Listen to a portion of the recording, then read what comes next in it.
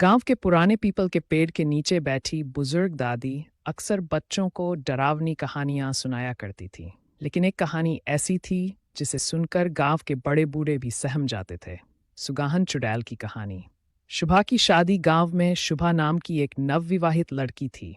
उसकी शादी बड़े धूमधाम से हुई थी और वह अपने पति रमेश के साथ बहुत खुश थी।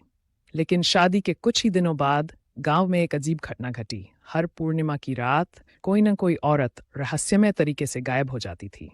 गांव के लोग डरने लगे, पर किसी को कुछ समझ नहीं आ रहा था। एक दिन रमेश को दूर शहर जाना पड़ा और शुभा को अकेले ही घर पर रहना पड़ा।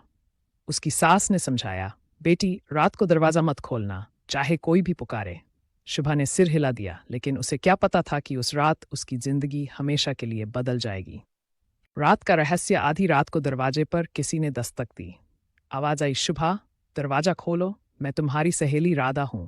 शुभा चौंक गई। राधा तो पास के गांव में रहती थी, वह इतनी रात का यहाँ कैसे आ सकती है? लेकिन आवाज जानी पहचानी थी, तो उसने धीरे धीरे दरवाजा खोल दिया। जैसे ही दरवाजा खुला, एक काली परछाई तेजी से अंदर घुसी। वह कोई और नहीं बल्कि सुगाहन चुड़ैल थी। उसका चेहरा जुर्रीदार था, लाल आंखें जल रही थी और लंबे नुकीले दांत बाहर निकले हुए थे। वह चुड़ैल सिर्फ उन्हीं नवविवाहित औरतों को निशाना बनाती थी जो अपने पति की लंबी उम्र की कामना करती थीं, क्योंकि वह खुद अपने पति की मौत के बाद चुड़ैल बन गई थी और अब हर सुहागन से उसकी मांग का सिंदूर छीनना चाहती थी। शुभा की सूझबूझ। शुभा ने तुरंत एक जलता हुआ दीपक उठा लिया और चुड़ैल के सामने कर दिया। आग देखकर चुड़ैल चीखने लगी और पीछे हटने लगी।